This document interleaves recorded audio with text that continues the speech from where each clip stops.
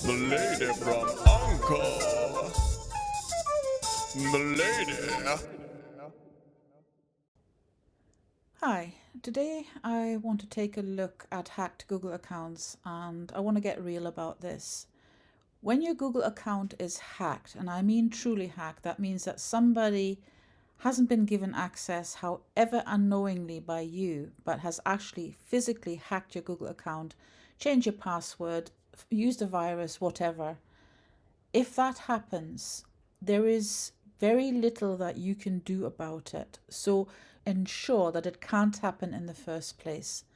And one way of doing that is to use every single tool that Google provides for securing a Google account. And with that, I mean using two-step verification at the very minimum. And two-step verification is something where you can add biometrics, that's your fingerprint or your face scan. You can add physical keys, that's USB keys that you can slot into your computer. And you can also have downloadable 8-digit codes, which are single use. You would download them, you would print them off or write them down somewhere and store them away from the device so that should the unthinkable happen, you can always use them to verify yourself.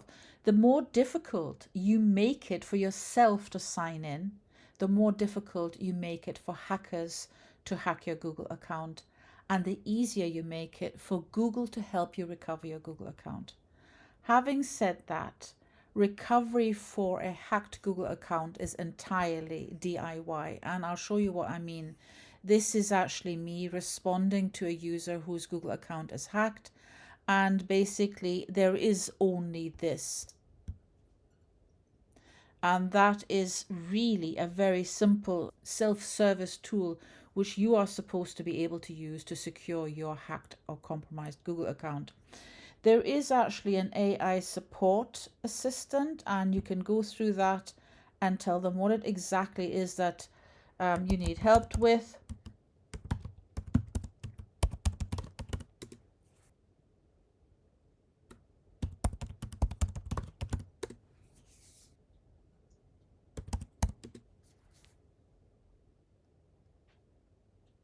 And basically, it will take you through the recovery process. Unfortunately, the recovery process is only as good as the recovery options that you set up in the first place. So while this is to help you troubleshoot a hacked Google account, it is also a lesson in best practice. In other words, you cannot hope to use tools that you didn't set up in the first place.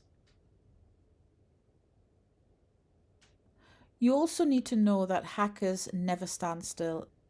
They are constantly improving their techniques, and one of the current practices is actually to make the Google account underage once they've hacked it.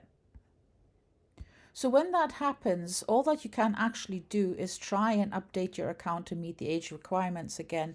But of course, it would be far better to have done that in the first place. So have a read through the article, and I'll give you all the links to these articles in the video description below. And you will see that you have the option to verify your age with a government ID. That could be your passport, your ID card, or driver's license, or you could use a credit card. The obvious thing here, and this is the best practice thing, is to verify your Google account's age or your age for your Google account before it gets hacked. So there is a process of doing that, and I actually have another video on that where having started this process, I'm suddenly being told that my Google account, which I'm using, is not age verified. In other words, Google is not sure that I am the age that I claim to be. So I have three options there. I can either use the government ID, I can use a credit card, or the third option, I can use their partner company, which looks at a selfie that I upload and determines whether I am the age that I claim to be. So hopefully this helps you in working out how far you can go with a hacked Google account recovery and what you can do to prevent it from happening in the first place. Obviously, if you're watching this video, you've probably had your Google account hacked, and I am really sorry about that.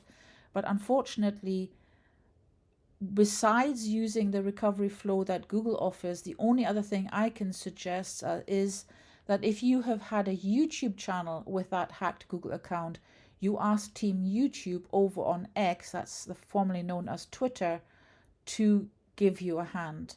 But remember, not every hacking really is hacking. At the end of the day, if you have, however unknowingly, given somebody access, or you've handed over a code, or you've shared a password, or you've stayed signed in on a shared device, that isn't actually hacking, even if the person who takes over does things that a hacker normally would. Hopefully this helps you. Thank you for listening, and goodbye.